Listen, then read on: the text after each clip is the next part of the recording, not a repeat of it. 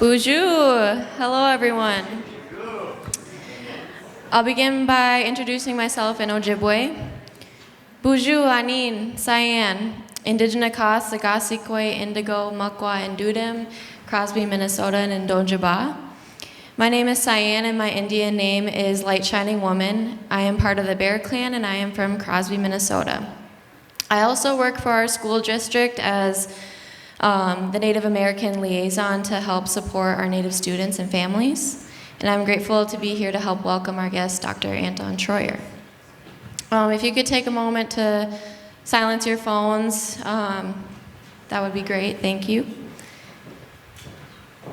Today, I'm honored to welcome Dr. Anton Treuer, a professor, author, and nationally respected voice in Ojibwe language revitalization and Indigenous education.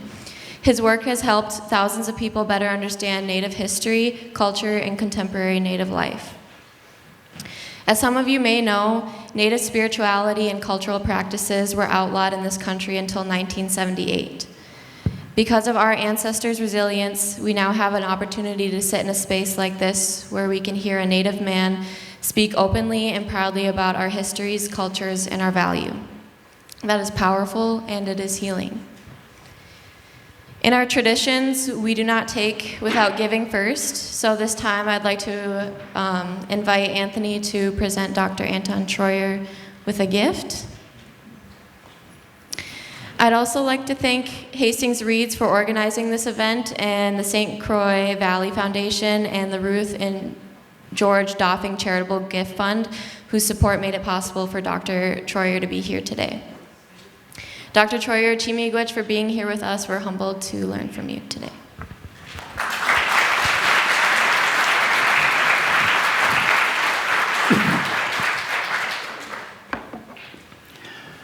Ahau miigwech apaji and enimiguan bajayan wagosh indigu minawa migizi indo dame anyway wasawadi ushkonigan wenja bayan gazaga squaji mekag namanji do gishbinisado taguyan ojibwemoyan gawin English too.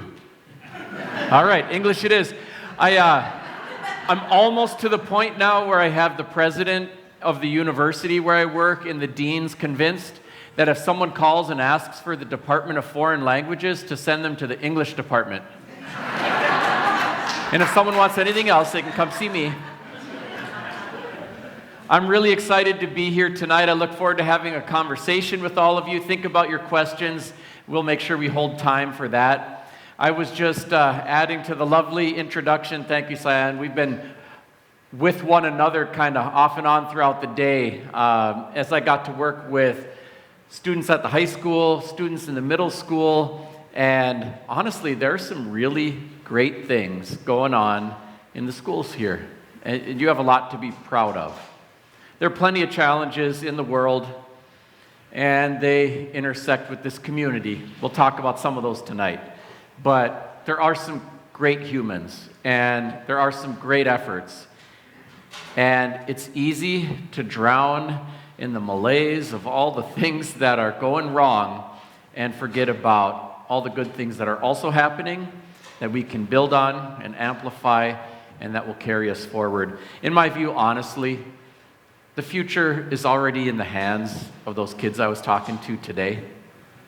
And I do believe in those kids, and I believe in the future that they will be building, in spite of some of the adults who have trouble adulting and everything else.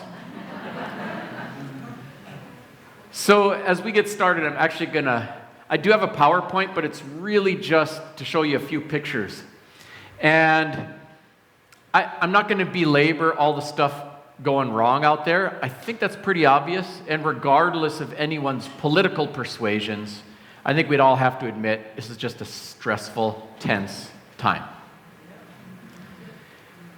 You might not believe me, but if you zoom out a little bit and look at the history of humans, there's often a big disturbance right before a major period of growth and progress.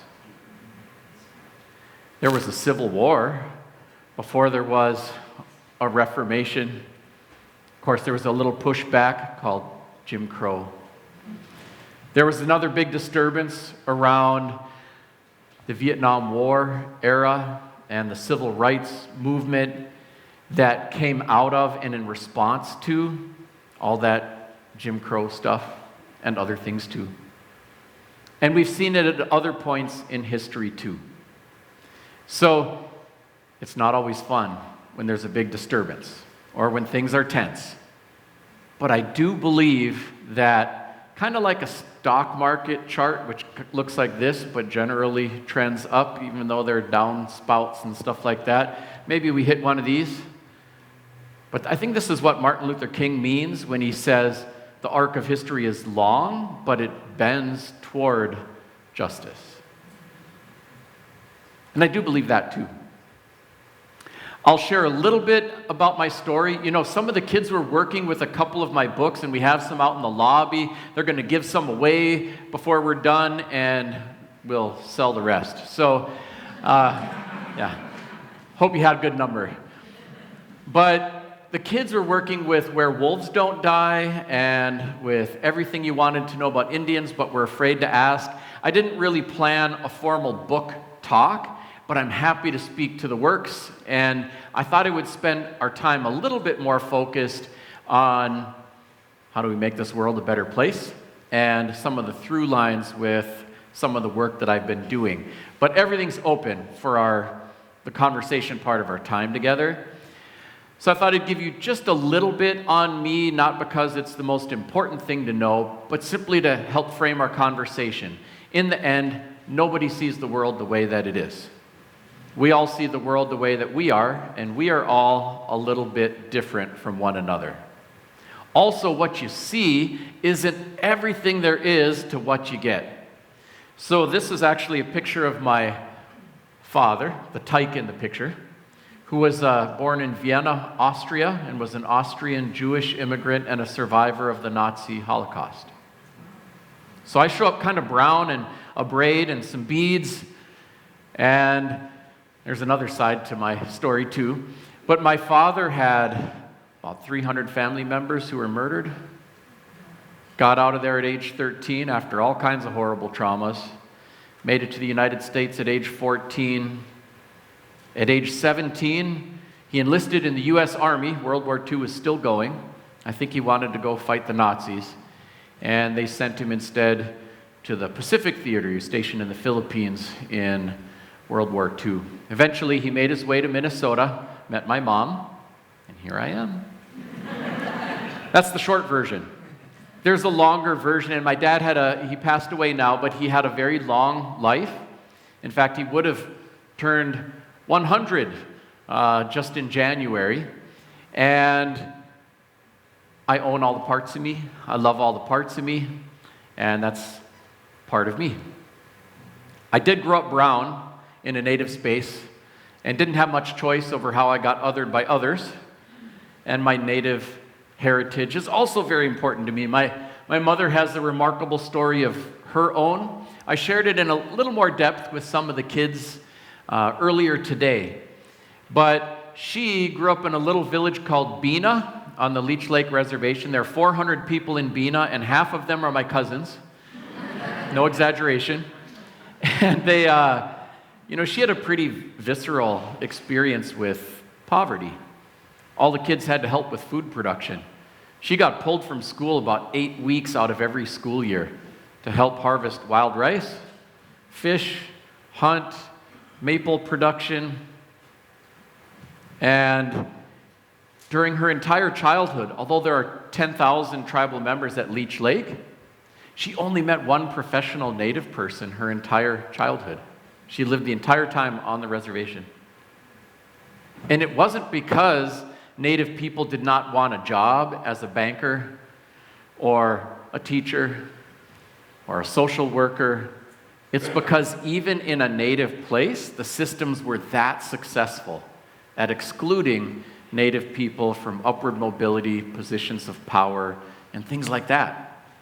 It's pretty messed up. It's one of the things that's kind of hard to look at, and sometimes there's like a cognitive dissonance because we hear about land of the free and home of the brave, and opportunity and up by your own bootstraps in the American dream. And at the same time, there are a lot of impediments for people to get their American dream. And the impediments are not fairly distributed by gender, by race, by a whole bunch of things. And kind of looking at that doesn't always feel good. And it doesn't always register with what we've been told. However, my mother, the one person she did meet who was a Native professional, was the school nurse. So she said, maybe I could do that. She ended up going to nursing school and came back to work for our tribe's health program.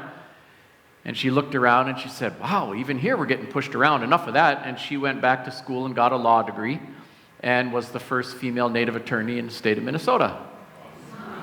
So that was cool. She's a fireball all the way through.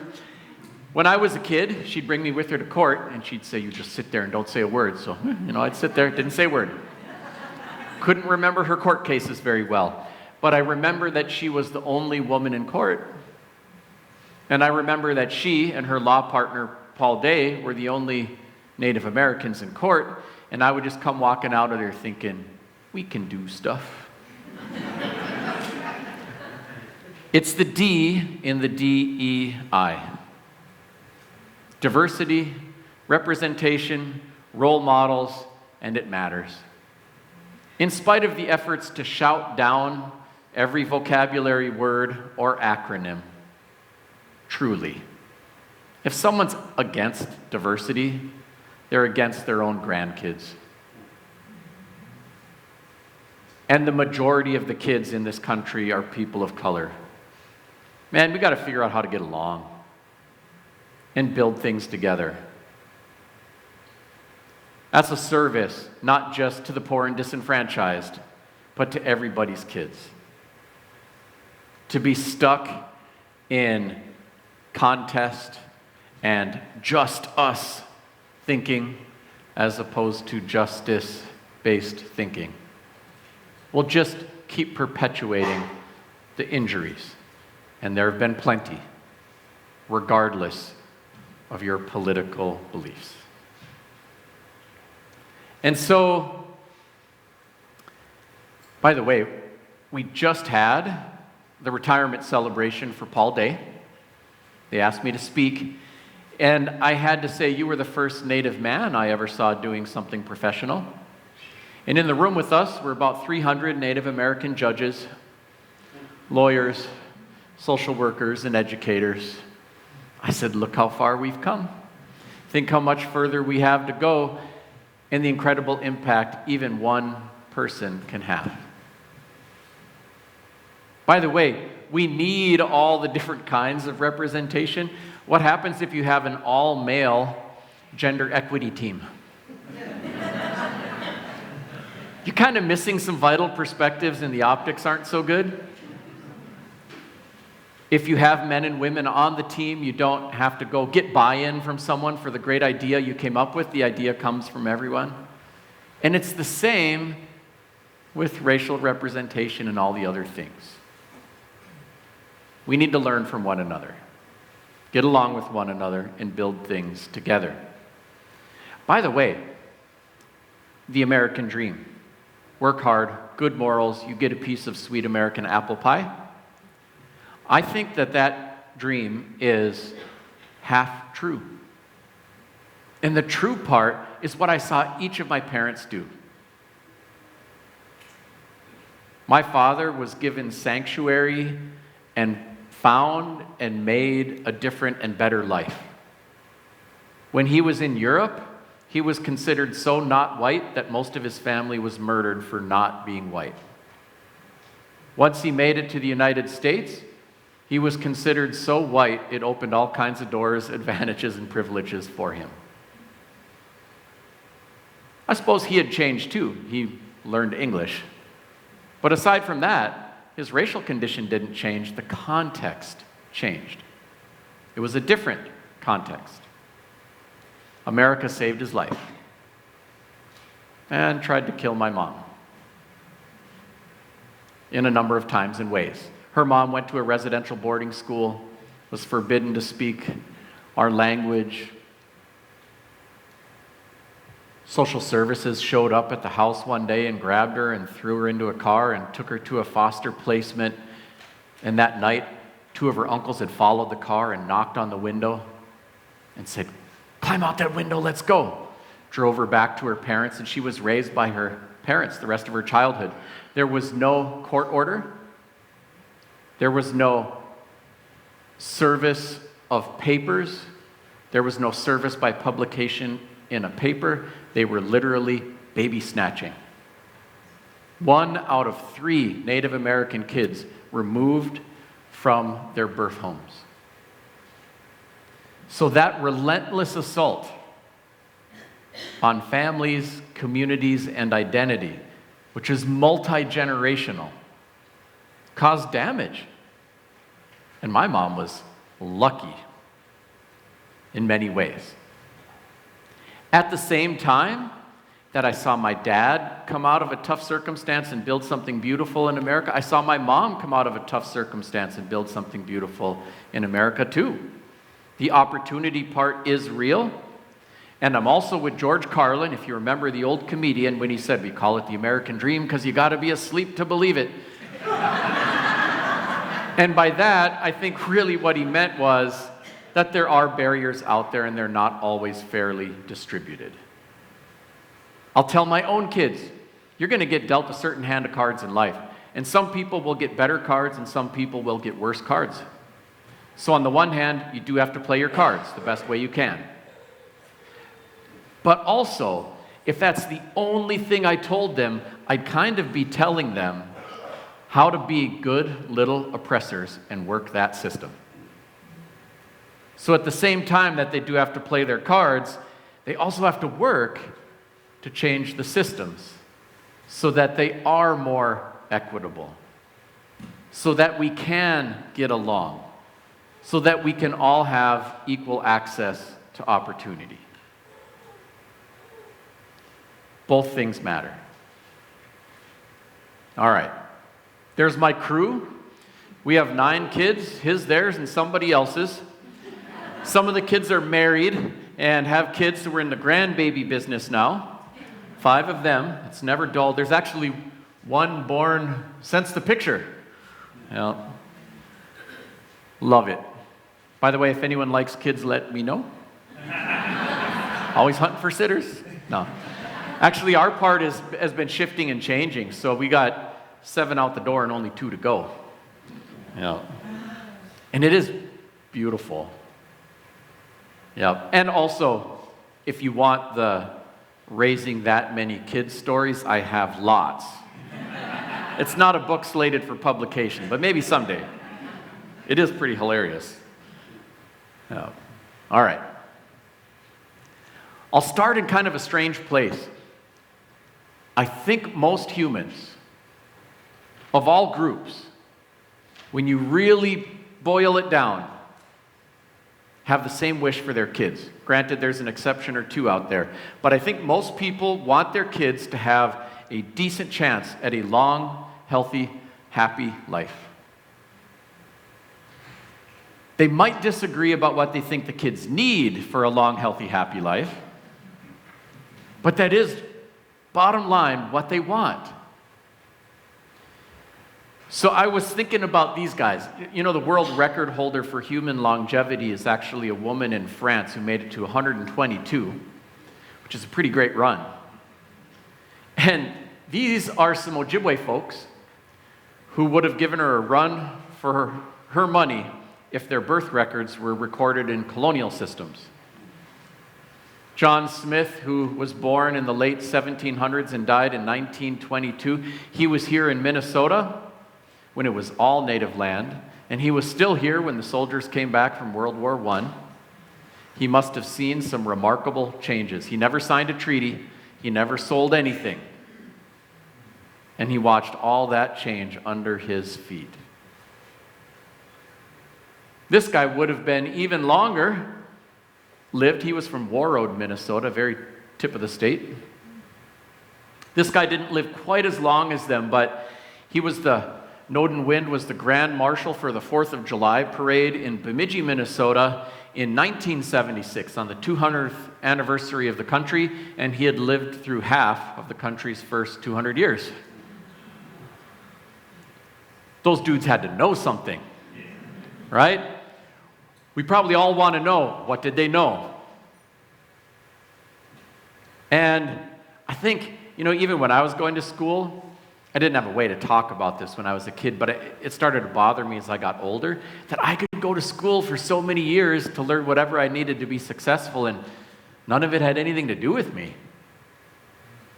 Without being mean-spirited, honestly, everyone working in education, granted with only an exception or two, they get into the work because they love kids, and they love learning. They want to help people. But it was the absent narratives that were screaming, you and yours aren't important, aren't relevant, don't matter. Because if it was important, relevant, or mattered, somebody would have said something in 13 years. And there was so much to study and so much to learn about so many things. If you think about colonization, humans have been mean to each other throughout history on every part of planet Earth.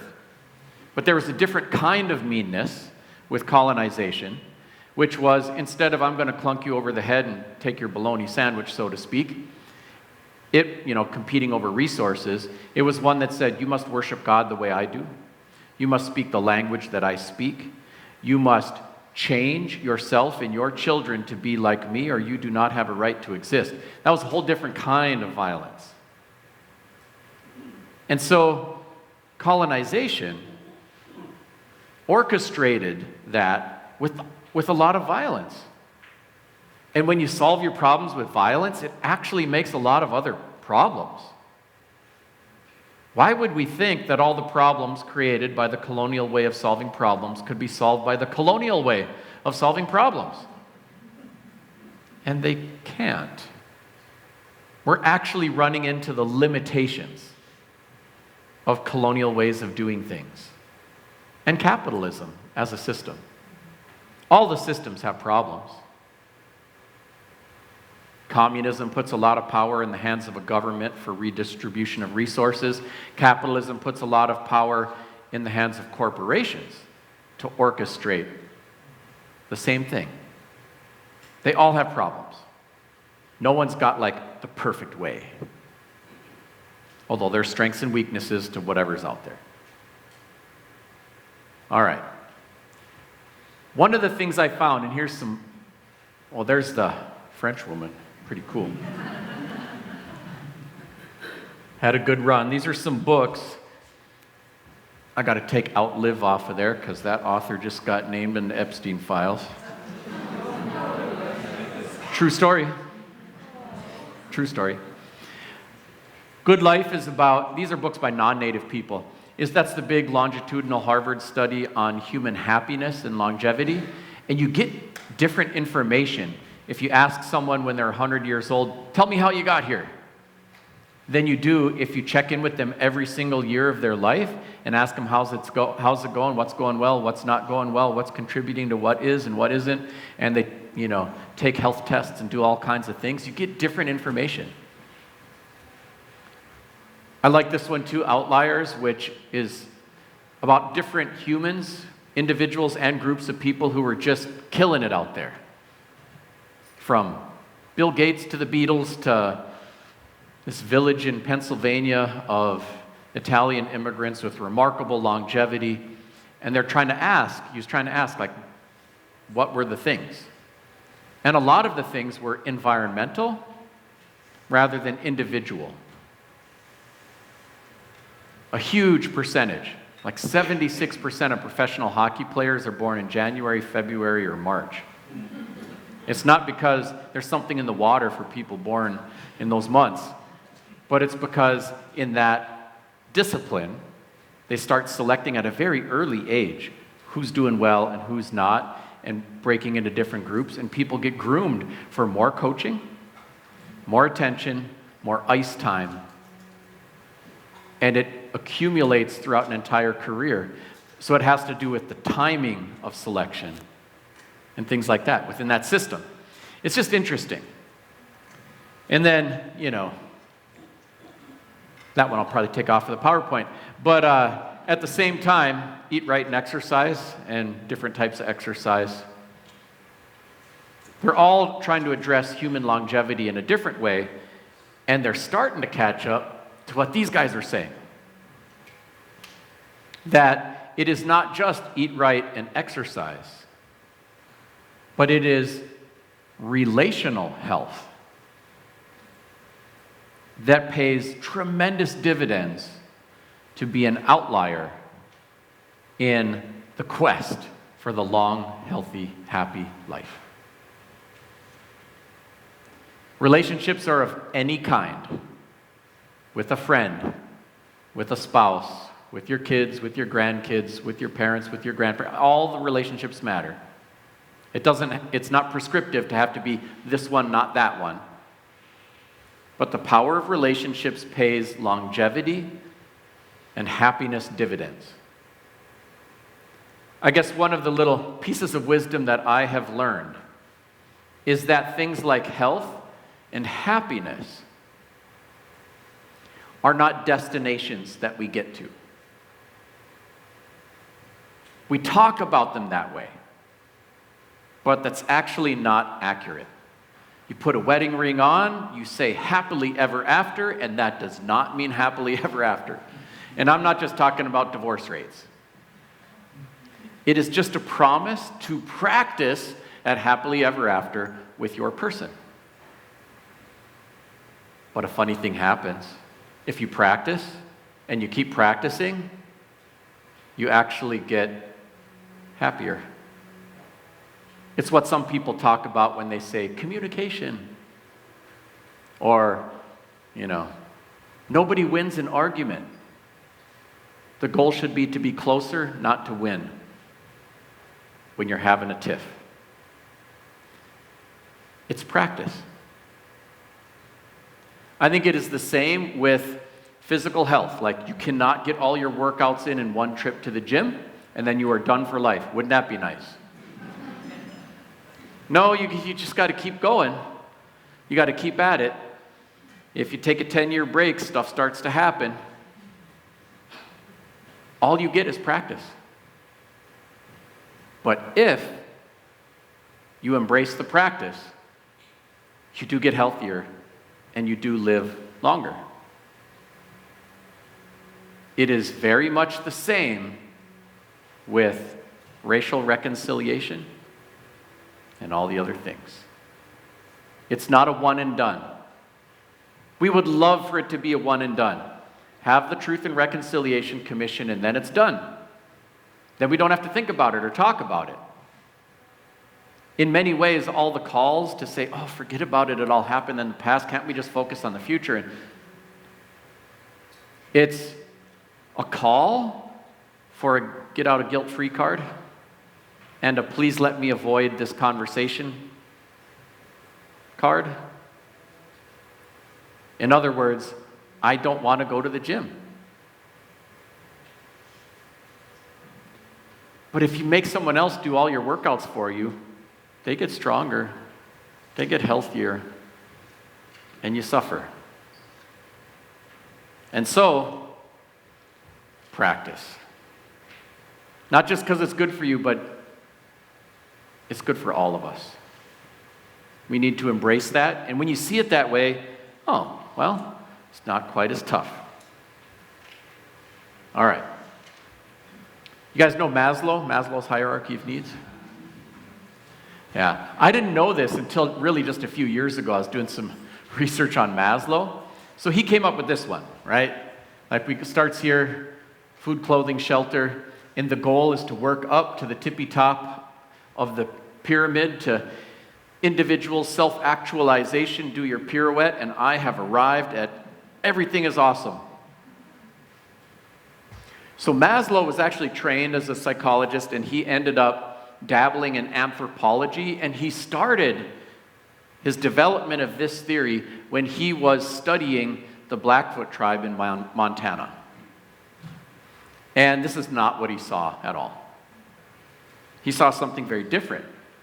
That actually, healthy humans was at the bottom of the pyramid as a basic building block, and that the contribution to something bigger, to a community-based actualization, is where you start seeing the greater dividends.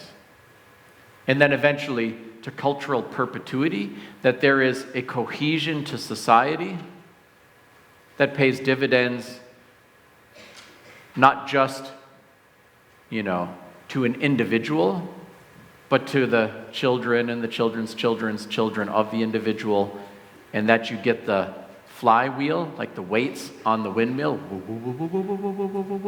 takes less energy to generate all the positive, healthy things, as opposed to the doom loop.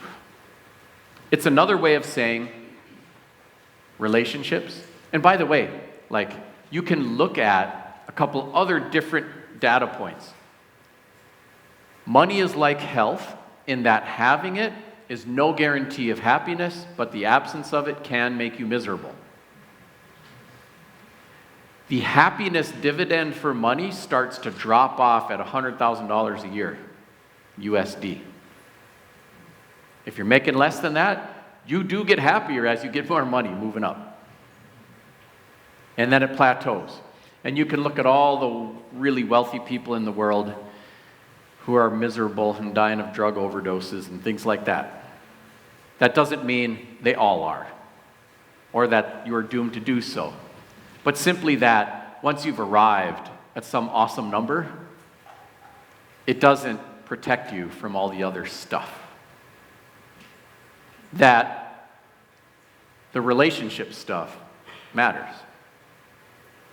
The getting along with people stuff matters.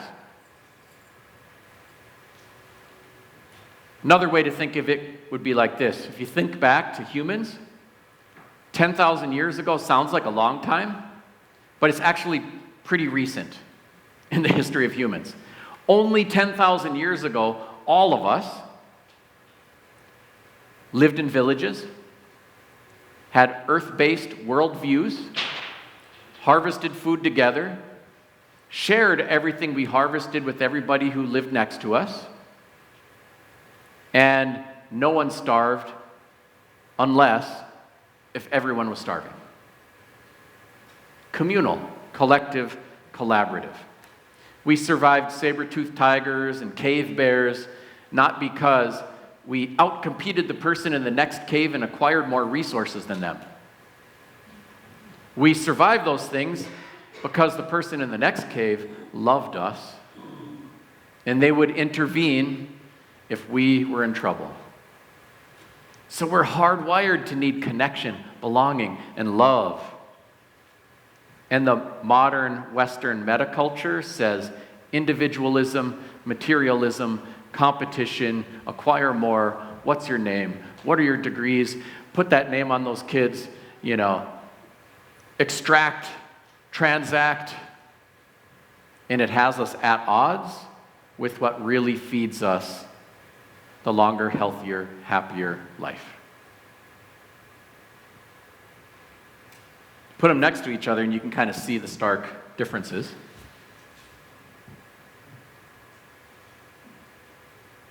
And so you can see here, physiological needs working up to self-actualization, and here it's starting at the bottom, and your contributions to things bigger than you. In some ways, this is what you will also hear humans talk about when they say, what is your purpose in life? What is a meaningful, purposeful life? What does that look like? And they're starting to find ways to think about stuff like this.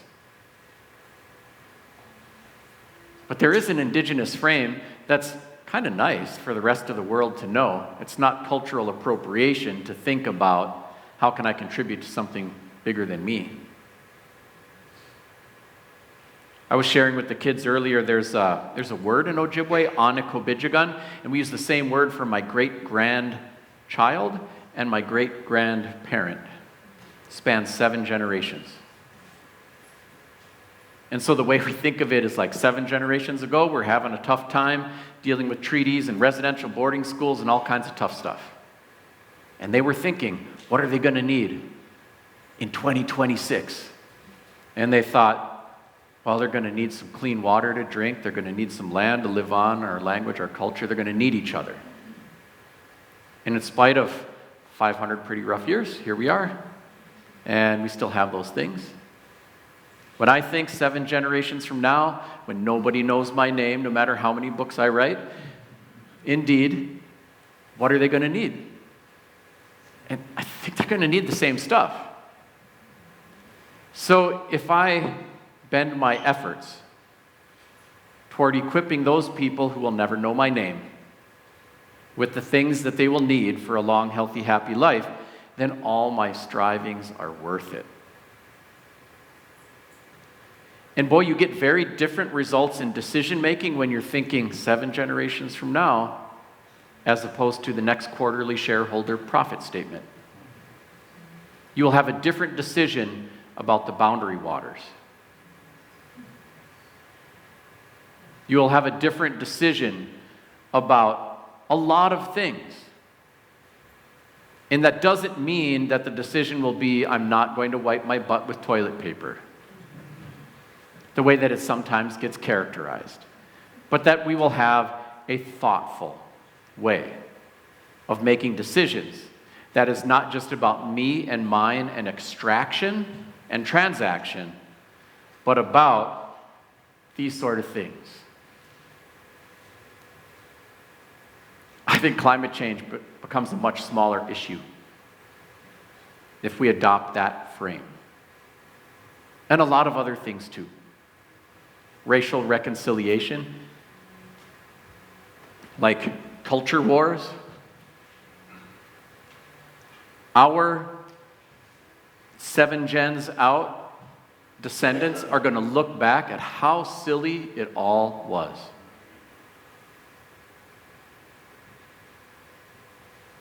Because if you look at diversity, which by the way is everywhere, we're only about a little over 20 years away from the United Kingdom to being majority people of color.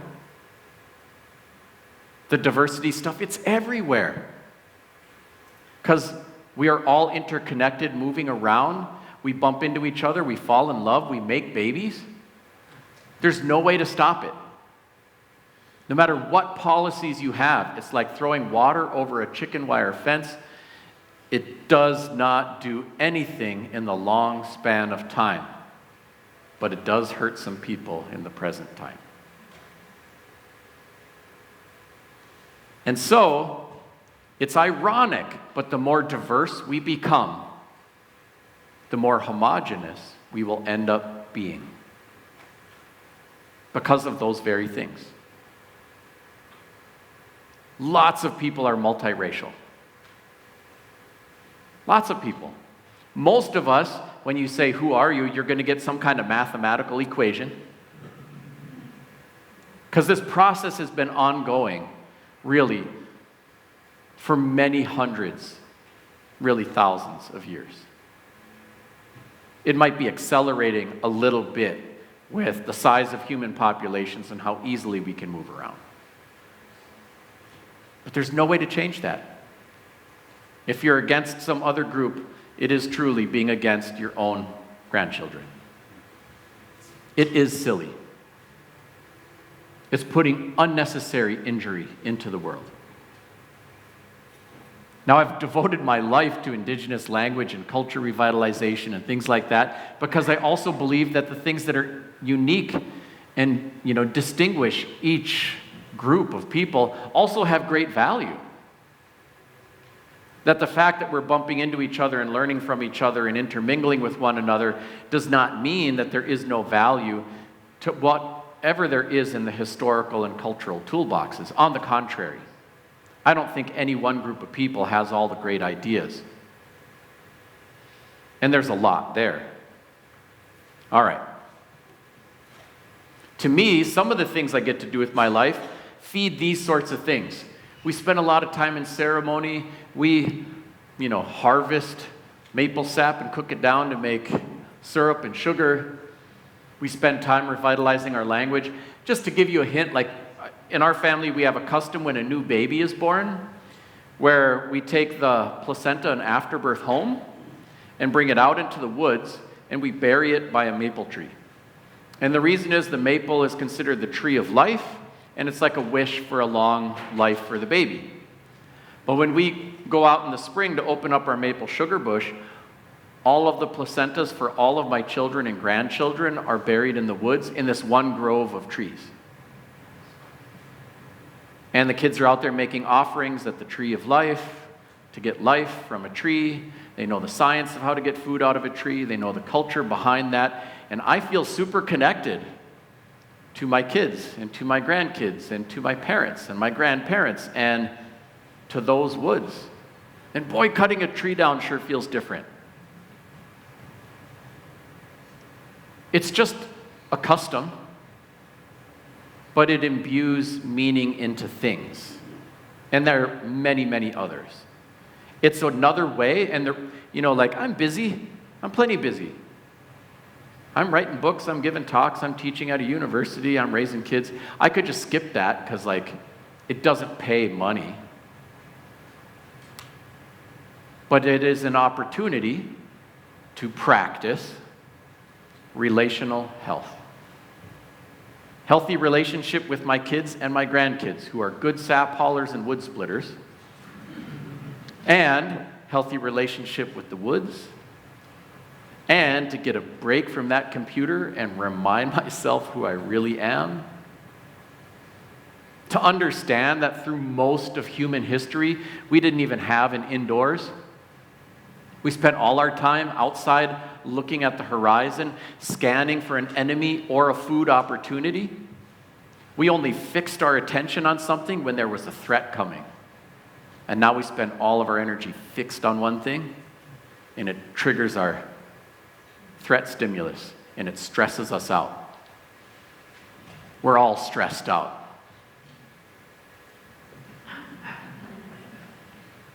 And that's not even talking about what algorithms do to the brain and whatever. It's why the scientists are starting to catch up with our elders and say, go outside. We'll call it rewilding. It's called taking a walk. Come on. Take a walk. Let's go. Leave the phone in the house. We do need that though, right? All right.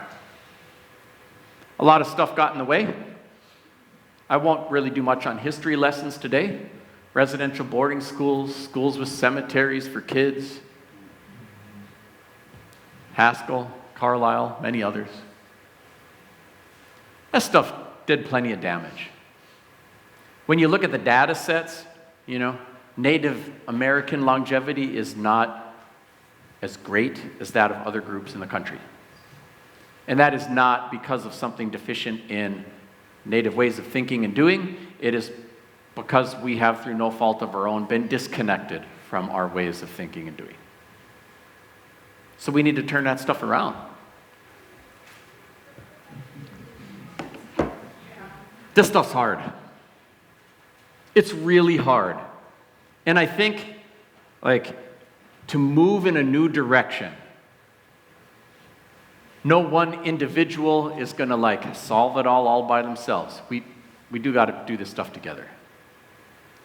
And it might be helpful and healthy to acknowledge some of what's hard. Some of what's hard for some people is different from what's hard for other people. So we also have to open our mind to that. I get to talk to this stuff all the time. When it comes to talking about race, that concept, that vocabulary word freaks a lot of people out. I mean, aside from the fact that humans invented the concept of race, and we keep changing the definitions. Like, white used to exclude the Irish, and they were mistreated because they weren't included in whiteness. And then the definition changed to include them. Then Italians were excluded from whiteness, laws to keep those people from coming here, and then that too changed. Right now, we just shifted the Latino Latina, Latinx, Latina, Hispanic population from a racial to an ethnic category. And honestly, it is a little more honest because if you travel to the Dominican Republic, predominantly black. Argentina is whiter than the United States of America. So we think south of the border equals brown, but that's not really what's out there. And that's a racially diverse population. We shouldn't have to pay attention to race, but it's a pretty good predictor for high school graduation, access to certain professions, longevity. So it's like we do have to pay attention to this thing to get to the point where we don't have to pay attention to this thing. Humans made it up, so we have to pay attention to it now so we can unmake it. And by the time we get there, it probably will not be Star Trek, Next Generation, all the groups represented, everyone's colorblind, and we all get along. It'll probably be some kind of brown soup. So one of the things that I have found through my conversations that is often tough for a lot of white folk when talking about race is just fear. Fear of offending someone, fear of exposing an ignorance, discomfort with the thought of getting beat up around the ears for the sins of one's ancestors. And those feelings often have people, especially layered with Minnesota nice, like, ooh, I've got a new neighbor, drop off a casserole, give them their space, that it has us leaning out a little bit. Like, ooh, race, boy, that sounds a little touchy, and I don't want touchy, so I hope they figure it out. And so it has us retreating from the work. And then Anton Treuer shows up, and he says, I want you to come to the gym. It's leg day. Let's go. We're going to do body squats. And you've never been to the gym your whole life. And the thought feels horrible. Especially the thought of doing body squats in front of all these people on your first trip to the gym. Sounds especially horrible. And so the impulse is, I'm going to skip leg day. But I'll work up to it when I'm ready. So the advice there is, do not skip leg day. Come to the gym. And I have to be honest. I cannot promise that leg day will always feel awesome. Sometimes leg day does not feel awesome. Sometimes you're sore for a couple days even. But the funny thing is, if you embrace the concept of practice and you keep going, you will acclimate to your workout, and the workout itself will start to feel good. It'll feel so good that if you do take a break from leg day, you'll be like, I can't wait to get back to the gym. And then you're going to start getting stronger, and you are ready to do your part of the lift. And we need you to do your part of the lift. Embrace the practice. Don't skip leg day. At the same time, for Indigenous people and other communities of color, you have some other things that are in the way. And it's good to be aware not just of what you're dealing with, but what your neighbors are dealing with. So for a lot of people of color, it's like different barriers: anger, frustration, exhaustion. Like, do I really have to explain it again? Really? Is it that hard to understand? Do I really have to wait patiently again for someone else to come to the gym? Wait patiently again while I don't get to live as long? So there, the message is, explain it again. You got to come to the gym too. Not just attend to your workout. Sometimes you got to spot these other folk. And it is not fair that you should have to do your workout and spot some other folk, but we got to get everybody in the gym. So there are unfair burdens. And by the way, every ism has only ever been tackled by the aggrieved party bearing more of the burden. It's not fair, but that's the truth. There's never been a time in the history of humans when the oppressed said, "We're tired of oppressing people, we liberate you, we're done."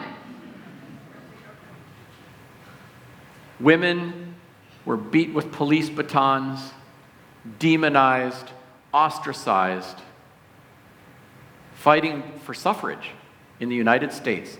But eventually, they did prick the consciousness of an all-male Senate that voted for women's suffrage. But it wasn't a fun ride to get there. So there are burdens for everyone. And it's good to be aware of what's going on for other people. So when, the person of color's coming off sideways or a little too hot and it's freaking you out and making you want to run, be like, man, that is a human being who is exhausted and tired and angry, and those are actually valid emotions, even though Minnesota Nice has a really hard time listening to them. So I'm going to take a few breaths, and I'm just going to stay there and say, I am so sorry. I don't know everything you're going through, but I feel you, and I'm with you. What can I do? And then they can calm down a little bit. We co-regulate. And when somebody's running for the door, be like, sister, don't go yet. I love you. You got to help me eat this food first. And can we talk a little bit more? Okay. That's spotting each other. We got to do that too. There's more. But that's just a frame that might be helpful for thinking about it. There's much more to say, much more to do. Maybe briefly, let me see. We got plenty of time. I'll give you just a little bit more, and then we'll take some questions. I don't know if you guys noticed the Joe Biden apology for residential boarding schools, like 2 weeks before the last presidential election. You might have thought a U.S. president saying sorry about residential boarding schools would get a favorable response from the Native community, and it kind of got a mixed response. Man, there were people saying all kinds of stuff. This apology should have come 150 years ago, should have come every year ever since. This is political opportunism 2 weeks before a major national election, pandering for votes. Get real. Do something real. Where's some money appropriated to revitalize these indigenous languages that they tried to eradicate? This is a performative statement, and they're busy bombing and supporting Israel to bomb to smithereens Palestine. They got no moral authority. Leave me alone. I was listening to all of that stuff. I was like, man, all valid points. Really, all valid points. And I was thinking something else at the same time. My grandmother went to residential boarding school. She had a trauma experience. I still think it would have meant something to her to hear a U.S. president say what we did to you was not okay. I'd never compel someone to embrace an apology if they're not ready to hear it. And I would never compel someone to repudiate one if they are. We're all in different places. And I was also thinking, we've had 500 years in a row of shut up culture. Someone says there's a historical injustice. Someone's saying, shut up, it all happened in the past. Someone's saying there's a contemporary injustice, and someone's saying, shut up, quit playing a race card. That maybe it would be unwise to answer 500 years in a row of shut up culture with, shut up. That somewhere, somehow, someone's got to muster the grace to do something. Action can be many different things. And I was also thinking, like when a little bitty baby takes his or her first stumbling, bumbling, toddling steps and they wipe out, we're not like, shame on you, baby. You can do better than that. I'm not even going to look at you for a year until you get it all the way right. No, you're like, good job, baby. Keep it coming. You can do it. Let's go. Well, let's be honest. America is an emotional toddler. It is. It's a brand new baby in the history of nations. And it is an emotional toddler throwing a mega tantrum. Throwing stuff around and getting people hurt. So ill-timed, imperfect, ineloquent, opportunistic, all the things it was. Good job, baby. Keep it coming. Don't stop there now. We do want the restorative justice. We want the real things. Let's go. All journeys start with first steps. And the only way through this stuff is together. All right. Now, I built way more into this PowerPoint than I'll ever get to. So let me ask you this. I do have more stories, and I'm happy to share a couple, but I'm going to pause first, and I'm going to give you a chance to ask some questions of me, and then we can chit-chat for a little while, and we'll leave some time for the signing of books. Are we running a mic around? She's got it right there. Okay, here we go. We'll take a few questions, and then I can, maybe I'll finish us off with a story too. Bonjour. I wanted to ask a question related to the Ojibwe language, and kind of to frame it, as an Anishinaabe man, one of my biggest fears is that we as a people will become what we're fighting against, much like how the Jews are now in Palestine creating their ethno-state. And I wanted to ask your opinion on, so the Jews have their term for outsiders, and that would be goyim. And I would like to ask your opinion on the term that Ojibwe people have for white people, that would be chimuk, the long knives. And how do you think that frames people, and should we as Ojibwe people be using that term to refer to white people? So it's a good question. Honestly, we could spend quite a bit of time on this one because there are a lot of things that are popping up for me. So first of all, directly to the question about vocabulary words. Every language has words for others. In fact, the Anishinaabe didn't even have a word for a Native American. Really the word Anishinaabe is like the people. That's all we had, humans. And there were words for different tribes. But then, as the colonial process started, there were new words for all the different groups of people. Some were descriptive, and I think that's really, like there's a historical reference for chimokuman, which means a big knife, and that was the word for an American. And it's because the first Americans they saw had guns with a bayonet, and they're like, oh, look at the big knives, and it stuck. And that's still the word. Yeah, so it's maybe not intended derisively, but it might sound like that. And there are other examples too. The word for a Frenchman, Wemituguji, the first French people Ojibwe saw were Jesuit missionaries who had a wooden cross, and they're waving it around, so they called them Wemituguji. It's a stick waver. So they call all French people stick wavers, even though, you kind of got to go out of your way to find a Jesuit missionary with a wooden cross nowadays, right?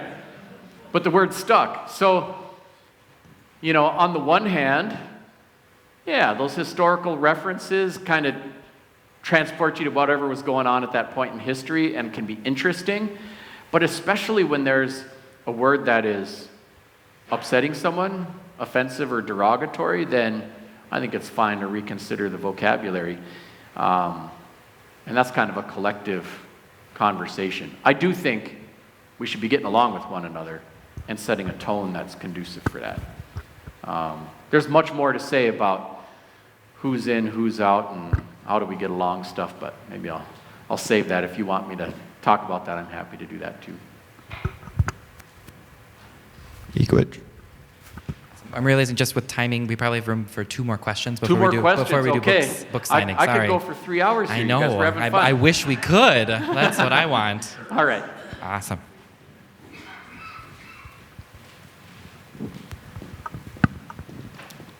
I would like to ask you a question regarding the title of your book. Oh, yes. All right.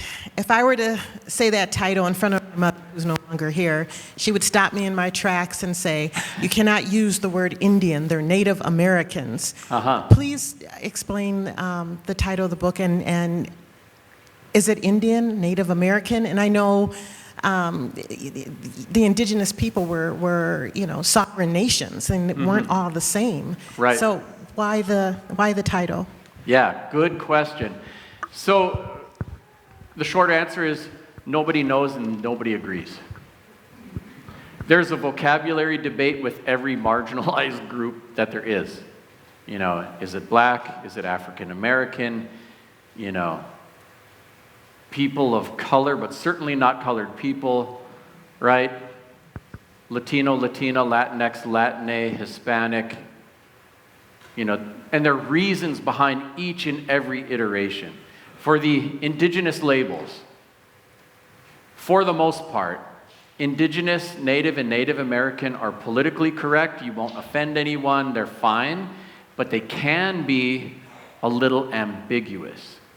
So if I say an indigenous person, I could even be talking about a Maori person from New Zealand who's living here in Hastings.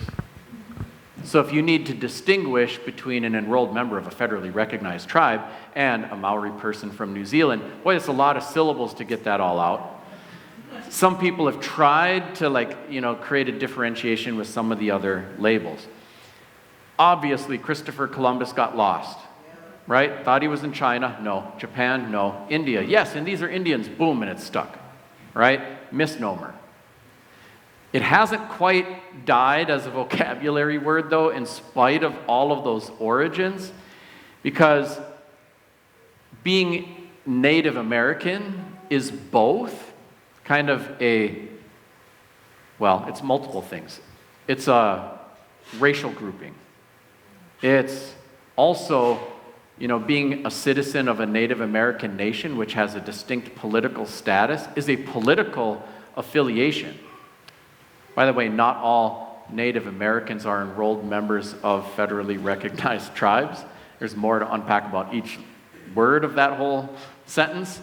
But some folks have tried to hold on to American Indian as a way to distinguish those who have political status. Enrolled member of a tribe, and the words American Indian are written into all kinds of U.S. laws.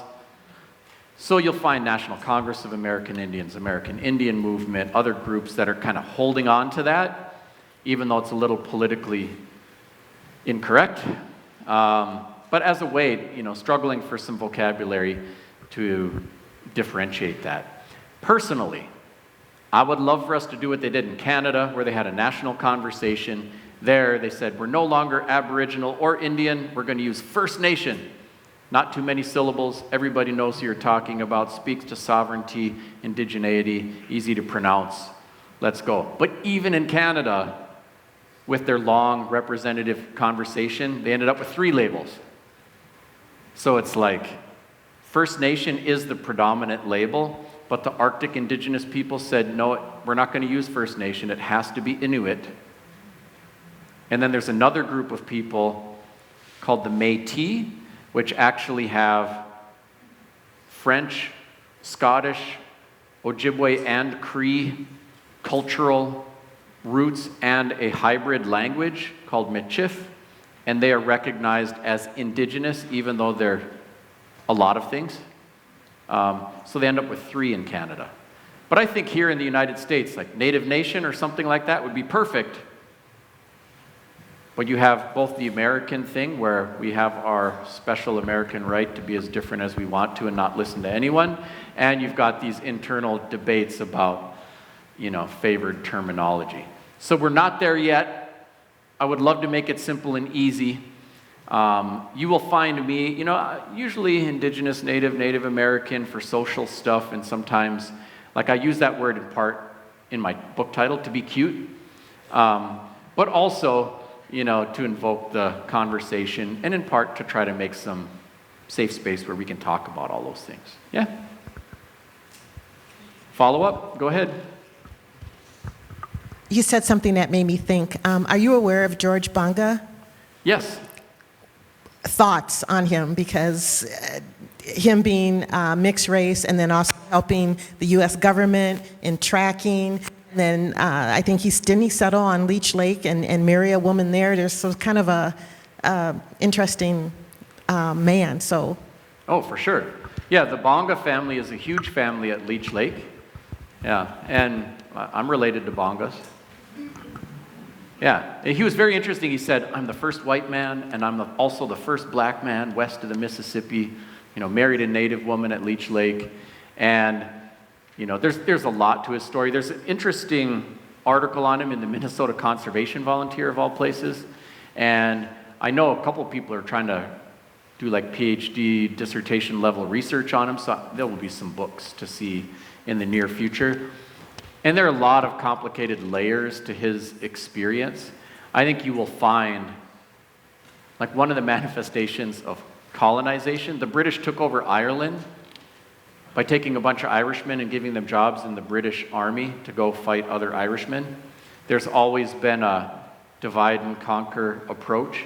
And for anyone from any marginalized group, like getting access to financial resources or power of any kind means at least code switching and playing the part at times. That doesn't mean that's your whole heart, goal, or enterprise, but I bet he's trying to feed his family, and I bet he's looking at where can I get a job, And so saying someone's like, a sellout or just doing what they have to do is probably complex, as it is for any of us. Because to be honest, all the money in the world is blood money. All of it. Every corporation is exploiting someone. They're exploiting someone's labor. They are devastating some resources. That doesn't mean they all do so equally in the same ways and never have offsetting, mitigating, positive things that they do. Every philanthropic organization is fueled with blood money too. And so, you can only do so much moving into the woods and not interacting with any of it. And you got to hope it's on public land with a government that's running on a lot of blood money. You know what I mean? So there's no way to escape from it all. So that doesn't mean that it doesn't matter what we choose.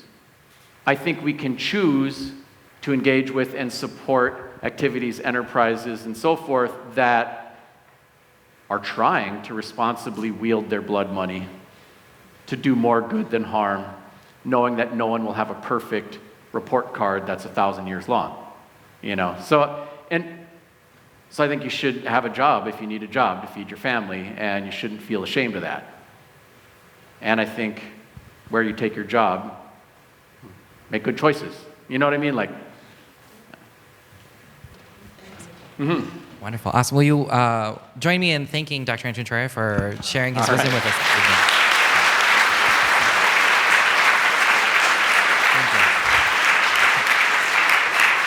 Thank you. Miigwech. Thank you, everybody. Yeah.